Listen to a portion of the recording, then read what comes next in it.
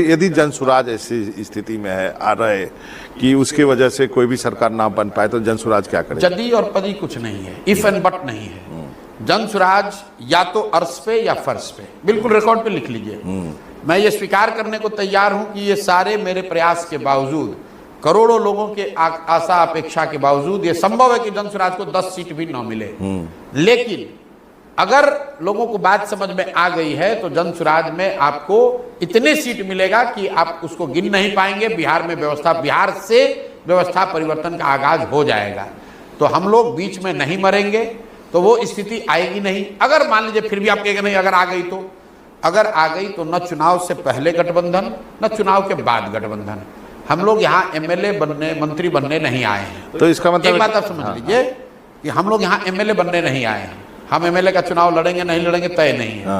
हम लोग यहाँ राजनीति करने आए हैं, समाज की आवाज बनने आए हैं, बिहार के मिट्टी का कर्ज अदा करने आए हैं, क्योंकि हम लोग सब बिहार में पैदा हुए हैं। और इस बात का बहुत दर्द है कि हम लोग की सारी काबिलियत और हुनर के बावजूद बिहार के लोग देश में सबसे पीछे हैं। उसको सुधारना चाहते हैं। नहीं, बिहार पीछे है, लोग पीछे नहीं है। बिल्कुल लोग पीछे हैं, स्टेट लोग भी पीछे हैं। अरे जब क्योंकि प्रशांत किशोर वहाँ बैठा है बिहार का, नहीं तो प्रशांत किशोर एक व्यक्ति के बढ़ने से 13 करोड़ लोग नहीं बढ़ते हैं ना। अगर आप बिहारी कह के, मान लीजिए मनोरंजन भारती बहुत बड़े पत्रकार हैं, लेकिन बिहारी को जब गाली दी जाती है तो आपको भी गाली पड़ रही है। जब महाराष्ट्र में लोग थप्पड़ मार रहे हैं तो आपको भी थप्पड़ लग रहा है, प्रशांत किशोर को भी लग रहा है, कोई बिहार से आईएएस है उसको भी लग रहा है, जो बिहार से मजदूर है उसको भी लग रहा है। क्योंकि वो मनोरंजन भारती को गाली नहीं दे रहा है, प्रशांत किशोर को गाली नहीं दे रहा है, किसी जाति विशेष को गाली नहीं दे रहा है, वो बिहारी को गाली दे रहा है।